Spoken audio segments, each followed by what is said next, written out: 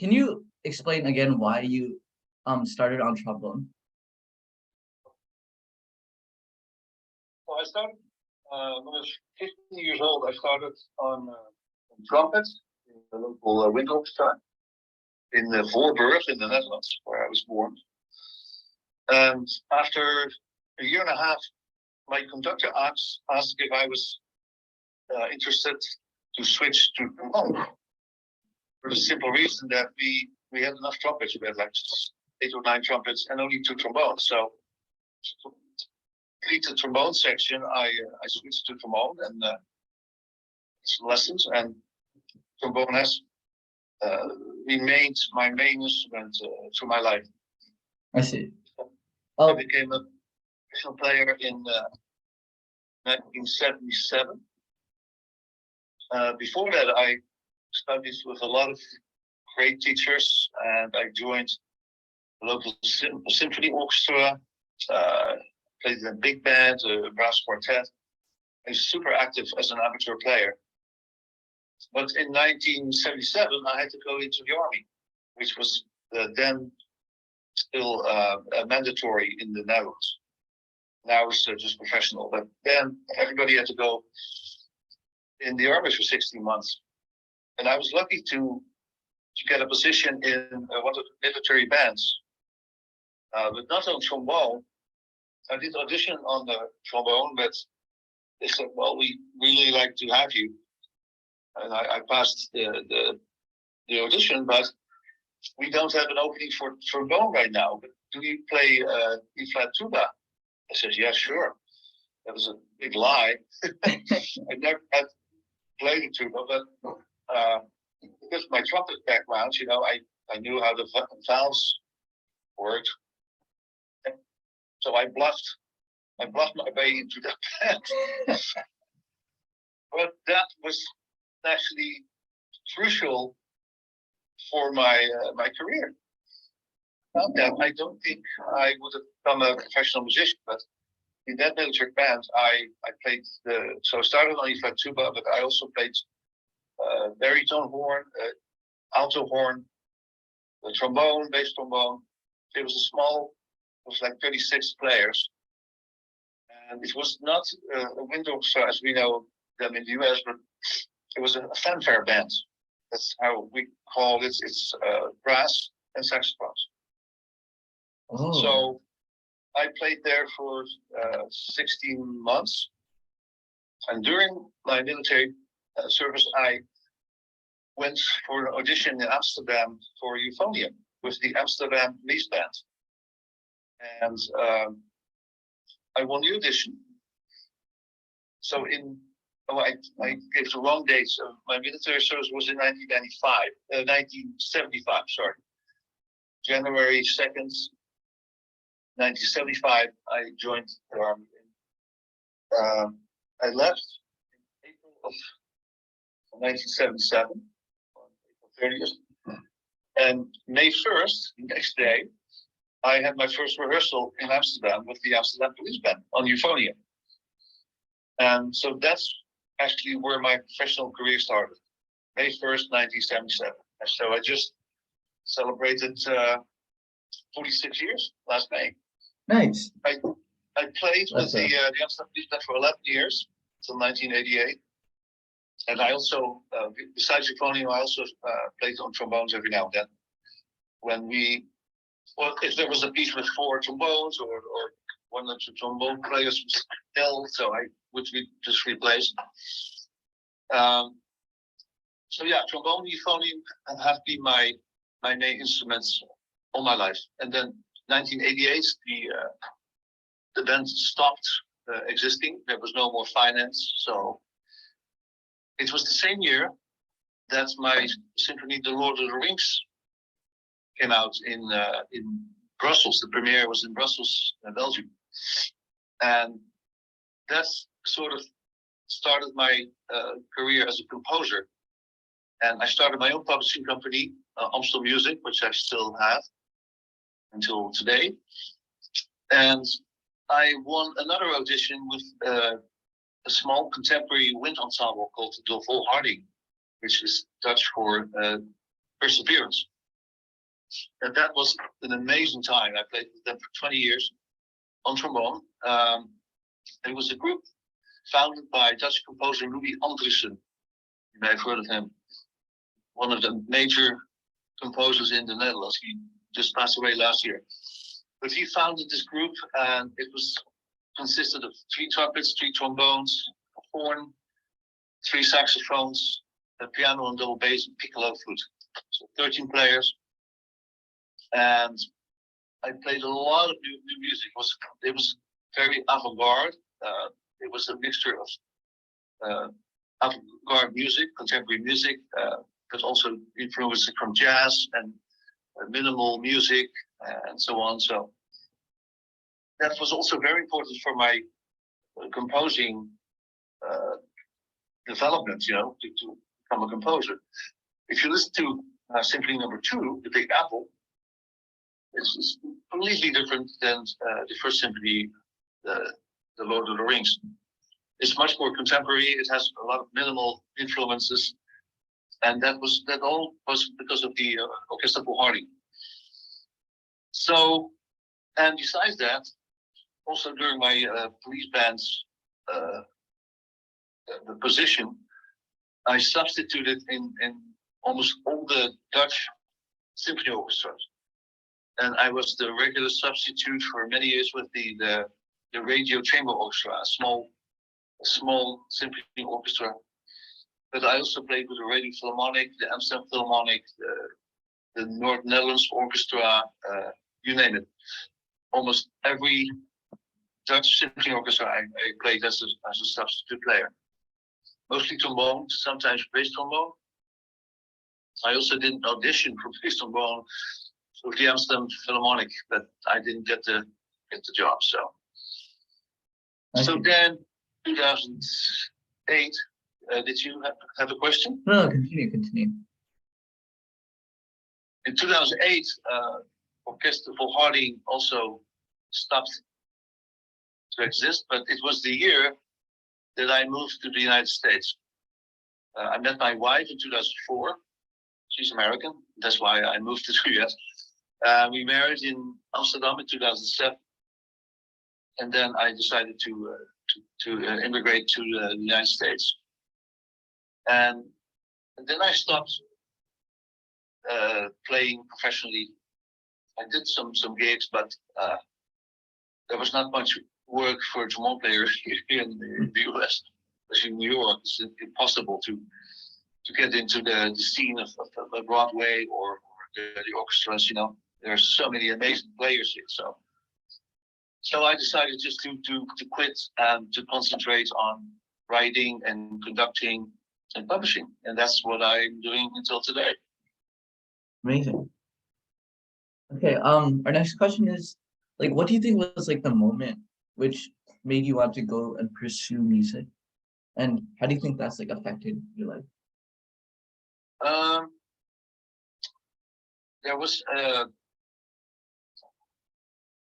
okay, that comes my wife. She doesn't know I'm assuming. So there were a few moments that I remember that were sort of crucial to the love for music and brass music in particular. One was when I was still playing trumpet, and I bought an LP with the music of Giovanni Gabrieli. And you may know it. It's a fabulous album. It was the brass from the Philharmonic, the Chicago Symphony, and I think Boston or Philadelphia. But anyway, the best players from the US playing Gabrieli. And I loved that music. I really became an absolute brass lover, a fanatic since then. And the first moment was, I think I was 9 years old or something, before I played an instrument. My mother took me to the concerts of a brass band. I remember very well, it was an outdoor concert in the summer in a small town in where my mother was born, called Oostvoorne. And the band was the national band from New Zealand, brass band. Fantastic band. I was blown away by their performance. It was absolutely amazing. And the third moment was also I was a little older then, and I heard Maurice André, amazing trumpet player, live in The Hague with the Hague Philharmonic. And that was also a moment where I was just completely blown away by his technique and his tone. And so, yeah, I fell in love with brass instruments. And the majority of my works are written for orchestra. But I've also done quite a bit of brass band original works now. A few works for the so-called fanfare bands, where I played during my military service. And I recently, during COVID, I wrote a whole series of a brass ensemble, symphonic brass, I call it. It's 14 players, which is 4 trumpets, 4 trombones, 4 horns, euphonium, tuba, and all percussion. And also in the trumpet, they can switch to piccolo or flugelhorn. And I wrote a whole series of that called Symphonic Brass. And that gets played quite a bit now. It's nice. There's some arrangements of existing works. Like I did 3 movements from Lord of the Rings and Sinfonietta, which is originally for brass bands, but I also made a version for 14 brass. And then, of course, I have my solo concertos. It started with T-Bone Concerto in 1994.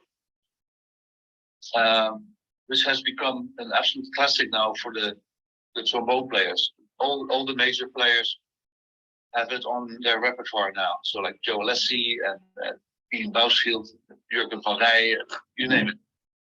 All major trombone players have played it once or several times, which is fantastic. Then what's the order? I exactly forgot the order, but then I wrote an euphonium concerto called UFO concerto, UFO concerto. I wrote a concerto for 2 trombones called Two-Bone Concerto, which was written for Joe Alessi and Jurgen van Rij. You know, of course, all Joe Alessi, right? The principal trombone of the New York Philharmonic. Yeah, of course. And Jurgen van Rij is the principal of the Concertgebouw Orchestra in Amsterdam, and they are both very good friends of mine. I wrote it just out of friendship. It was not a commission, but we had an opportunity to play it at the ITA in New York in 2017, I think, from the top of my head.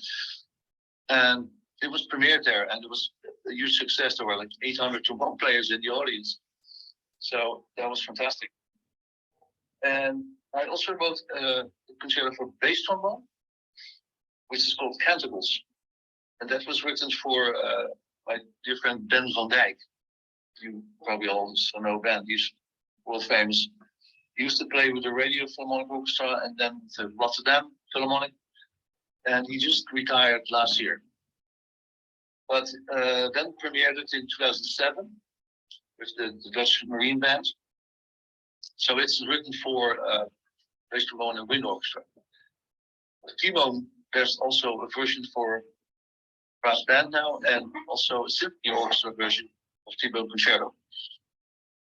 And UFO Concerto, there's also a version for orchestra and trombone, which I wrote for Peter Steiner at his request. So let's see. And my other solo concertos are for cello.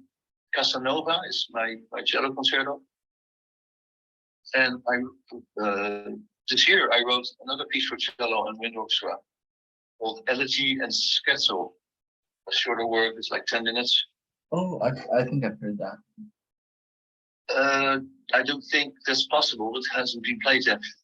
Oh, No, it will. I wrote it for my friend Yuki Ito. He's a fantastic Japanese cello player, a young guy. And we've played together 3 times with Casanova. And at his request, I wrote this Elegy and Scherzo, and it's based on it's homage to Sergei Rachmaninoff, who it was his 150th birthday year this year. yeah, my bad. And My bad. I think there's like a woodwind quintet name with the same name.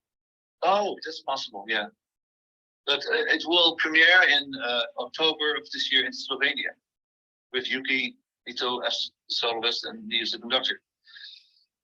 And then I have two saxophone concertos. The first one's called Fellini, which is based on the Italian filmmaker Federico Fellini, and that's a very theatrical piece. The soloist is not standing next to the conductor, but he's the clown.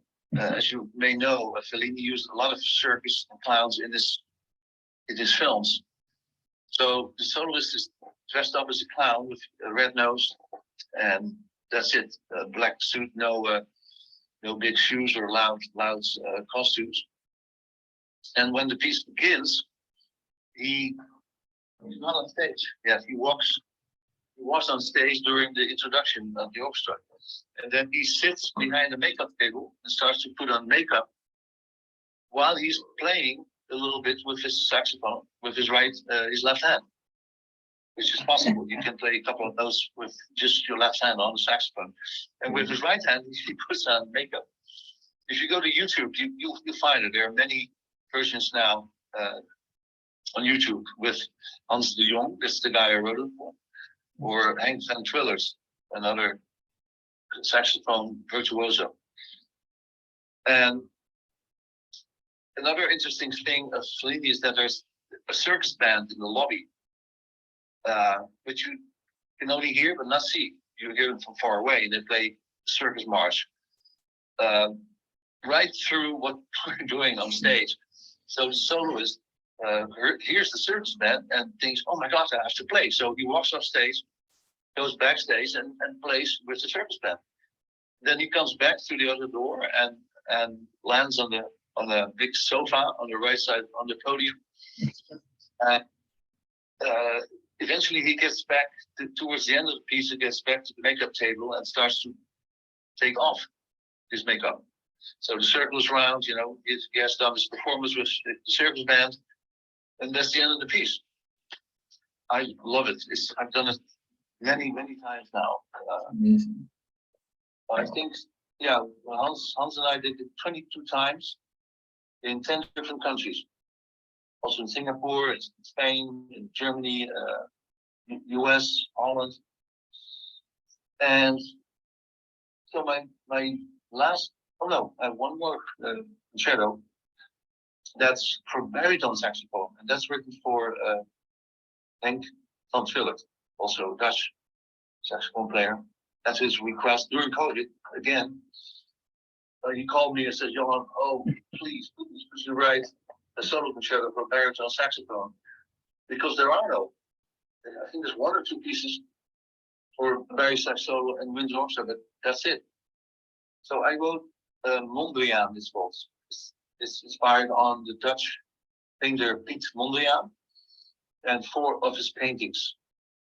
And my last concerto is for clarinet and wind orchestra. And it's called Trittico Eclettico, which means eclectic triptych. The 3 movements are quite different in style. And that's written for Arno Peters, the solo clarinet, not the solo, one of the clarinet players of the Royal Concertgebouw Orchestra, also a dear friend of mine. So yeah, that's it. That's amazing. 5 symphonies and some shoulder works. Three Negro has become very, very popular. Okay. Heard it. Yeah, it was written for brass band. It was the test piece for the 2005 European Brass Band Championships, which was won by Black Dyke. And I also made a version for wind orchestra, and that gets played quite a bit, even more than the original brass band. Okay. We have a question from the audience. They sent a question before. So it's concerning your adaptation of the Lord of the Rings Symphony, from band to brass ensemble and percussion. What is your approach when adapting virtuoso woodwind parts for brass without losing much of the musical effort? I find issues arise with overpowering the ensemble and being out of balance, or B, being too technically demanding, or C, tiring out the players? Well, that's a good question. Both the version for brass band and the version for brass ensemble, you have to do some concessions, and a lot of the woodwinds, the technical woodwind stuff, went into the percussion and the piano. The rest is almost everything covered by brass. Sometimes with flugelhorn, if it's with saxophone in the original. But it was quite a challenge. It was not easy, and I don't think, honestly, the brass versions are not better than the original. I think the original is wonderful, and also the symphony orchestra version is very good. And of course, there you don't have problems with losing the textures, because you have all the woodwind players and the brass plus a complete string section. So Okay, our next question is, how do you think like brass differs from woodwind composition, and how do you make the best out of the tone of the brass section? well, I played almost all the brass instruments, cornet, trombone, bass trombone, euphonium, alto horn, baritone horn, even tuba. So by playing them, I'm very experienced in to know what you can do and what you cannot do on the brass instrument. And so when I'm writing, of course, I'm very aware of range, and the technical possibilities. If you write for brass bands, you can almost write anything, because they can play everything. It's absolutely amazing. And sometimes if I have to write for like a grade 4 piece, then you really have to be aware of the melody, the range, and also rhythmical difficulties. That's things you have to avoid if you write for a grade 2 or 3 or 4 level. And the same for the woodwinds. I don't play them, but I know them. I experience now the range and possibilities and the difficulties. The more difficult notes, like the lower notes on the oboe, or the higher notes on the clarinet. And yeah, it's all experience throughout those 47 years. I've learned a lot, and right now I'm writing a large piece for Barcelona Wind Orchestra, and then I use all the tricks that I've learned throughout the years. I see. What are the 3 tips you first learned when becoming a conductor, which you think are still relevant today? Sorry, can you repeat? I didn't hear the first. My bad. What are some tips you learned when you first became a conductor, which you think still help you today? Oh, I see. Yeah. Well, I studied conducting myself at the Hague Conservatorium, where I also got my trombone diploma, the Royal Dutch Conservatorium in The Hague. So I learned basics, but I've learned the most from watching conductors while I was playing with the symphony orchestra, in the 80s and 90s. I played under many famous conductors, and so I learned a lot from how they rehearse and their technique. And number 2 is watching video. My absolute hero is Leonard Bernstein. If you see him conduct, it's so amazing. He's so convincing, and he becomes the music. And also Vladimir Gergiev, the Russian conductor, I like very much. Although he's not allowed anymore in Europe because of the stupid war in Ukraine. But I played a couple of times under him, and that was also sensational. So yeah, watching other conductors and watch many videos. That's my advice for young conductors. Just Learn from the best. Okay. And that's the second thing for composing. I did not have lessons. I'm self-taught. I'll pick Really? it up. But I learned a lot from reading scores from all the great masters, like Stravinsky, Prokofiev, Puccini, Nielsen, Shostakovich. I read all their scores, and I think that's how I learned how to orchestrate. Crazy. All right. What are some techniques from our classical composers which you have taken and adapted into some of your more modern pieces? Certainly. I mean, some rhythmic effects from Igor Stravinsky. You can hear big and make my music. Like the Sac du Printemps, tac, tac, tac, tac, tac, tac, tac. I've adapted that a couple of times in actually makeover and Casanova. Well hidden, but it's there. And from Sergei Prokofiev, I've learned to create melodies. And also Giacomo Puccini, I love his orchestration and use of certain chords like the minor 9.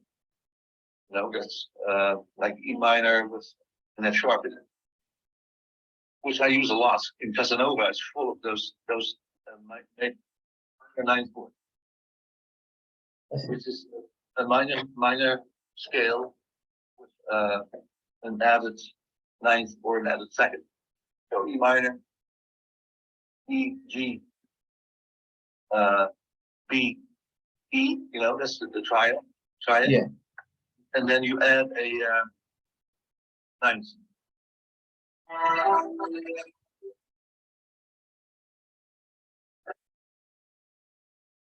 Oh. Yeah, that was my keyboard. I'm sitting in my office. All right. Our next question. Oh my. I think our next question is what is one of your favorite classical low brass pieces you have taken inspiration from? It's classical low brass. Maybe the Vaughan Williams tuba concerto. I love that piece. Let me think. Well, of course, I love the Bruckner symphonies, with the Mahler symphonies with those chorales. Brahms first, it's fantastic. That's chorale in the fourth movement. Mm-hmm. I think I really, like I mentioned earlier, from the 1600s. All right. I think we're almost done. We have like a couple minutes left. All right. How do you balance out chords between like the woodwinds and brass? I know it's hard, like not let the woodwinds be overpowered, and same with the strings. So how do you find a balance when distributing notes throughout the woodwind, brass, and strings in like powerful chords? That's a good question. Of course, the brass is always louder than the woodwinds or the string section, or both. So I balance within. Also in softer passages, you can very often see in my works that with the flutes or the clarinets, the first clarinet I say 2 only. So I don't want 2 clarinets to play. Or in the flutes, 2 only or 1 only. Same with the saxophones, because I also have for quartet or 5, 2 altos, 2 tenors, baritone saxophone. Mm-hmm. But some bands I have like 12 saxophones, and same with trumpets. If you have a trumpet section, I write 3 or 4 parts, or 2 cornets and 3 trumpets. But they're usually always double. In Spain, they're triples, or you have 16 horns and 12 bones. So I also in the brass I say 1 only if I wanted to have it transparent and like more like shaped brass. Another thing is the euphoniums. If I use euphonium in accord with the trombones, especially in the Netherlands, we sometimes have 5, 6, or 7 euphoniums versus 3 trombones. You'll never get a balance. Because if you use that euphoniums or all euphoniums in accord with the trombones, then that one note euphonium will absolutely dominate over the other ones. Yeah. So that's a trick I use, and yeah, that's about it. I see. String too, of course. String you can play first desk. If you want not all the cellos to play, you say first desk, which means that the people on the left play, the other don't play.